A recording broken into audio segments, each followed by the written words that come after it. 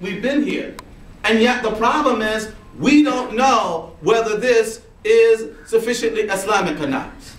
And the problem further is that we don't feel that we have the authority to make that determination. All right? And in a sense, that's in a sense the mode of double consciousness that we as a Muslim community sort of suffer from. And I think it is a uniquely, in a sense, a uniquely modern problem. One of the things that's always struck me in looking at Islam as it had moved about in the pre-modern world was that Muslims were generally very comfortable in recognizing a distinction between non-Muslim and un-Islamic. And because of that, they were able to appropriate any number of non-Muslim cultural artifacts and institutions, as it were, and inscribe them with Islamicity. All right? To the point that those cultural features become, quote-unquote, Islamic. All right?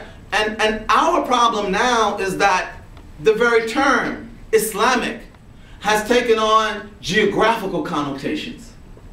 Right? Islamic tends to be more Eastern than it is a designation of a set of religious values and moral parameters.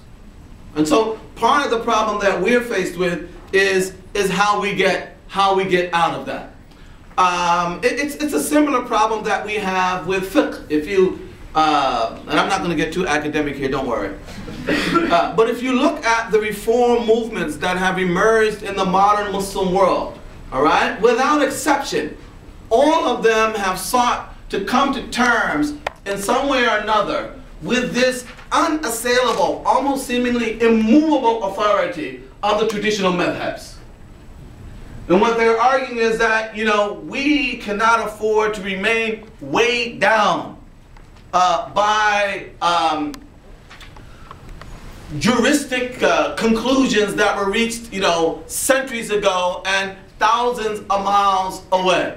All right? And so part of the issue has not simply been how do we produce a new fiqh, right? But how do we do so in such a way that also enables us to escape to some degree the authority of the existing edifice of fiqh. And I think that, you know, that process has gone through certain extremes, and in a sense it's come back to an understanding that, you know, the solution is neither a whole-scale rejection nor a whole-scale acceptance.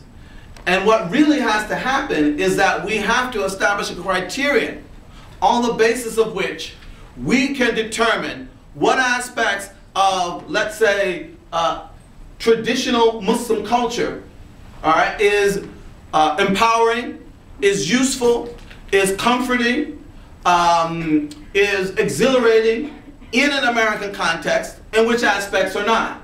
And which aspects of a traditional American culture are the same thing and within the parameters of Islam.